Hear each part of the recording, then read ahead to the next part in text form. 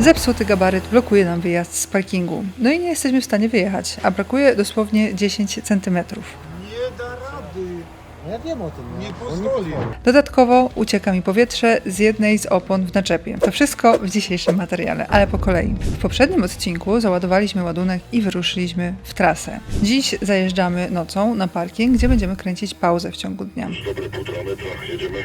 Rano czeka nas misja specjalna. Musimy dobić powietrza do jednej z opon, ponieważ zauważyłam, że delikatnie uchodzi. Przy okazji skomentujemy całą resztę, bo wiecie jak to jest na gabarytach. Do wystrzału krótka droga. Następnie pora spać, pojedziemy dopiero nocą. No cóż, tak by się wydawało. Kawa gotowa.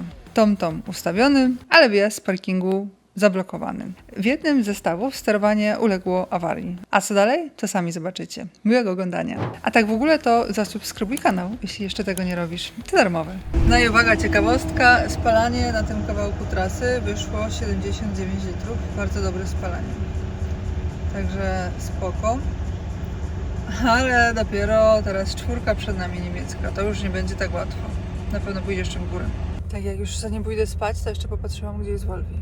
No więc Wolwi jest... Gdzie? Wolwi jest tu, patrzcie tu, ale jaja, co? Dawaliście. No. Braciszki się spotkały. Teraz na sam koniec zobaczymy jeszcze ogrzewanie. Test projeku. Może 21. No i dobranoc. O, ale pięknie. Jak ja uwielbiam iść spać, a taka godzina jeszcze jak teraz. O, to jest wspaniałe położyć się w Volvo. Volvo ma najwspanialsze łóżko. O, ale fajnie. Volvo. Wspaniałe. Teraz już mogę iść spać. Ale ta ładowarka baterii do pilota to może nie dziś. Wy też tak macie? Trzeba wszystko dokładnie zasłaniać. I tutaj też.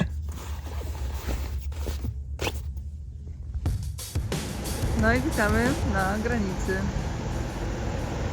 Pewnie pamiętacie, od jakiegoś czasu Niemcy wprowadzili kontrolę graniczną, więc generalnie tak ta kontrola graniczna wygląda, że cały ruch idzie przez parking. No i w sumie to tyle.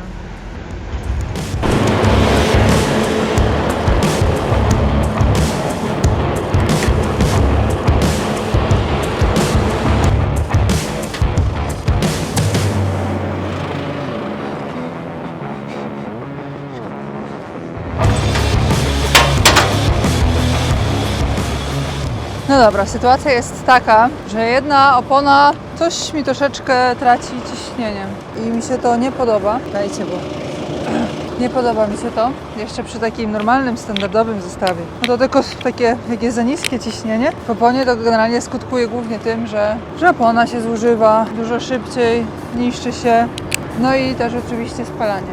Ale przy takim zestawie to grozi wystrzałem. Jak jeden strzeli, to od razu drugie strzeli. A z takim ładunkiem, jak ja mam tutaj 5,5 metra szerokości, to już nie chcę, już to przeżyłam. Idę sprawdzać, bo wczoraj było 8, teraz jest tak 7,5. Czyli nie ma tragedii, dojedzie, ale wolę dopompować. No dobrze, pomyślałam, że do tego zamontowałam przejściówkę, żeby było ta smarownica, żeby działała, ale chyba jednak nie. Więc tamten jest fajniejszy, w sensie ten niebieski jest fajny, bo jest sprężynowy. Dobra, idziemy. Dobra, tutaj musimy sobie podłączyć wąż do zbiornika powietrza.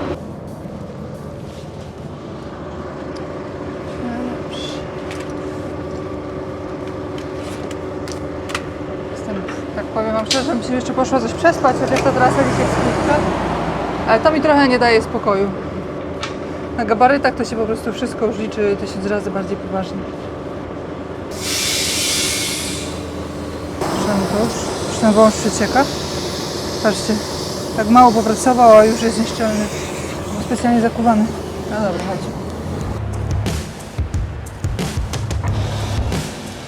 No dobrze.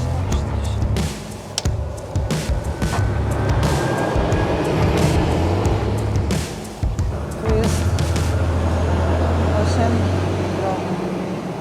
Więc generalnie to nie jest tak, że mi się chce, absolutnie mi się nie chce, ale szkoda ryzykować. Dobry? Daleko? Nie, nie. Myślałem, że nigdy pani nie spotkam. Tak? Ja jeżdżę, żyję. No właśnie, 7,5. No i zrobimy i 8,5. No i będzie dobrze. Drugą sprawdzałam rano i jest ok. Ta jedna jakaś taka parszywa i powiem Wam, że trzeba będzie z nią jechać pewnie do gumiarza, bo wygląda opona na dobrą. Natomiast coś tam nie jest dobre. Tam sprawdźmy. Tak wygląda mój pistolet podłączony do powietrza. Tam gdzie wkręciłam wentyl. Tu jest takie coś, widzicie? Taki klip, więc jak żeby założyć to trzeba go otworzyć, bo inaczej się nie nałożymy. No i zakładamy. Teraz widzimy od razu. Czekajcie, mnie to widziała. Widzicie? Jest dobrze. A jakbym chciała dopompować, to się po prostu tu naciska. I tak podnosi troszkę. W takich oponach to tak wiecie 8, 8,5. Poniżej 8 to nie powinno się schodzić. No dobrze. Skoro mam już sprzęt wyciągnięty, to teraz sobie wezmę sam pistolet i tak przelecę dookoła. Sprawdzam, jak to wygląda. Są takie pistolety, że trzeba mieć podłączone powietrze, ale są takie, że po prostu tak wystarczy i też Wam pokażę ciśnienie, więc łatwiej mi będzie samym pistoletem wozić. Powiem Wam, co ja jeszcze tutaj mam do zrobienia przy tych kołach, to, żeby sobie kupić takie przejściówki na wętle, takie zakręcane, wiecie, bo teraz Wam pokażę, o co chodzi. Teraz tak de facto zmierzam tylko tą wewnętrzną, bo tylko ona ma wypuszczony wentyl. No jest dobrze. Albo można kupić inny właśnie tą końcówkę, taką, żeby miała też taki szpic, żeby zawracał tak jakby. Bo te wentle są skierowane po wewnętrznej tak, a wentyl tej opony jest tak, więc ja nie mam do niego dostępu. Mam kilka takich właśnie zawijek powiedzmy, także ta opona zewnętrzna, co jest tutaj, co pompowałam, to tam sobie założyłam tą przejściówkę, natomiast zawsze jak jest dodatkowa przejściówka, to jest dodatkowe miejsce na błąd, na rozszczelnienie się, więc wolałabym nie zakładać. Natomiast nawet tak teraz, chcąc sobie posprawdzać, no to w zasadzie nie jest to możliwe. Więc może po prostu powinnam kupić jeszcze przejściówkę na to. No dobrze. Ta scena gotowa. Możemy iść na drugą. To tutaj już pozbierać.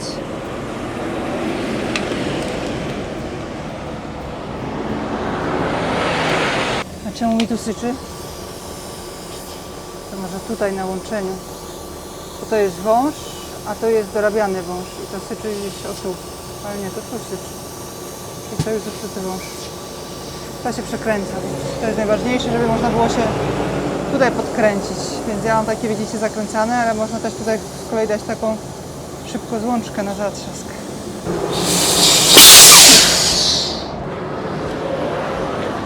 Tak mi się przypomniały czasy gabarytów, jak na pauzie zawsze się gdzieś coś porobiło przy zestawie. To mi się podoba. To mi się podoba. Sobie coś na pauzie po prostu wyjść, pooglądać, pozaglądać. Wszystko działa. W Olwim tego już w ogóle nie potrzebowałam, a tutaj potrzeba pilnować. Tutaj to trzeba mieć oko na wszystko non stop. O, to Wam pokażę od razu, co ten wentyl, o co mi chodziło. Widzicie? Ten wentyl jest zakręcony w tamtą stronę, więc albo muszę mieć takie coś, co będzie o tak robić, albo właśnie taką przejściówkę, więc to się zakręca o tak, tutaj i wtedy ma się dostęp już do tego wętla tak bez problemu, nie? Gdzie jest ten drugi w ogóle? Z tego drugiego to w ogóle nie widzę. Teraz sobie pomyślałam, że ja w zasadzie już odpięłam powietrze, czyli założenia wyszłam takiego, że wszystko jest wszędzie okej.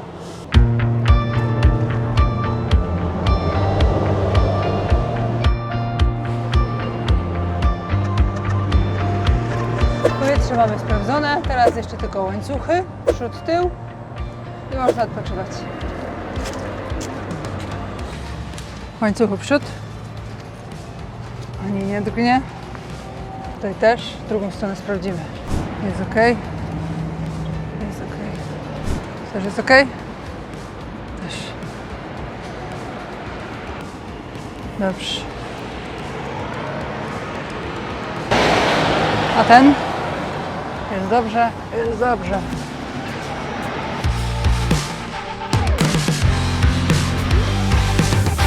No dobra, na to czekałam jeszcze na pana z Dekry.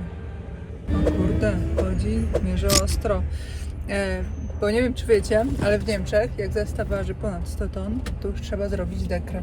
Czyli przychodzi pan z Dekry, sprawdza dokumenty i sprawdza po pierwsze, na ile to, co jest w dokumentach, czyli parametry zestawu, tak jak długość, rozstawy i tak dalej, liczba osi i tak dalej, wymiar ładunku, zgadza się z tym, co jest w dokumentach i zezwoleniu, to jest raz, a dwa też, że sprawdza zabezpieczenie ładunku, mianowicie czy jest wystarczająco dużo łańcuchów, czy łańcuchy mają te plakietki, czyli mają certyfikaty. Papierów jeszcze mi się nie zdarzyło, żeby chcieli te certyfikaty, bo do każdego łańcucha jest jeszcze certyfikat. Tego mi się nie zdarzyło, ale mogą chcieć.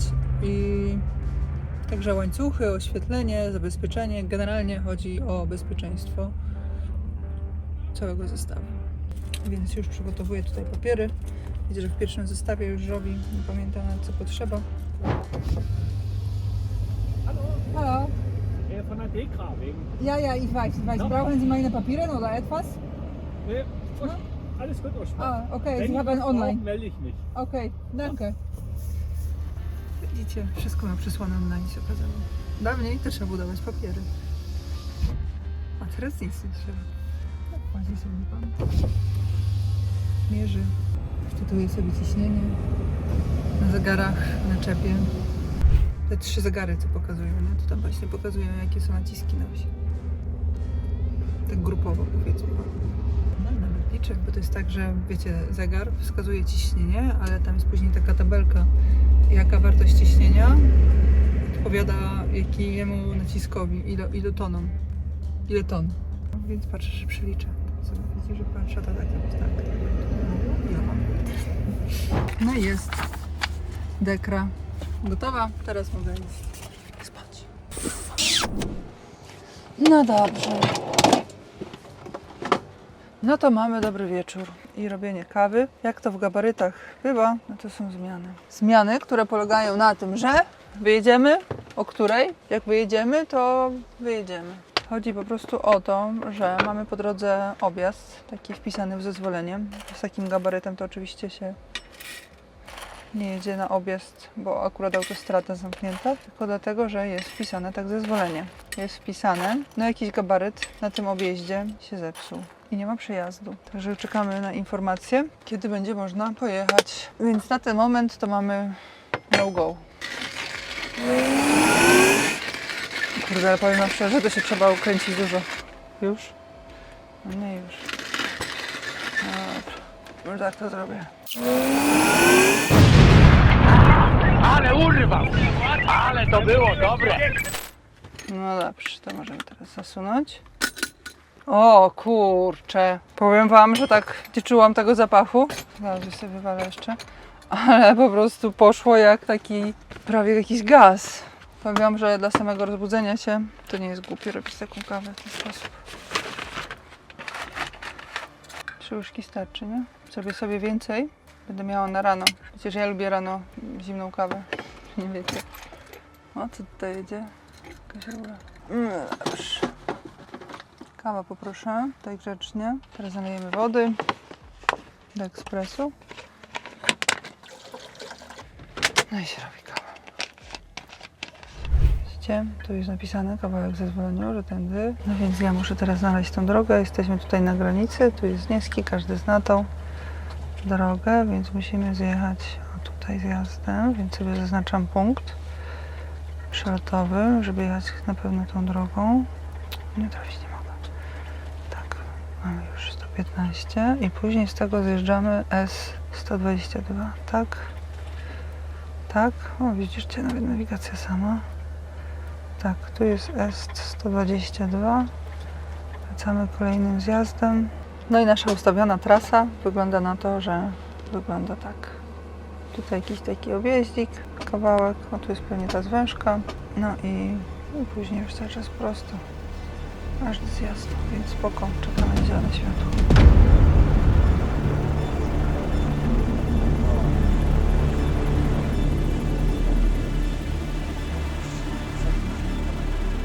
Nie da rady. Ja wiem o tym. Nie pozwoli.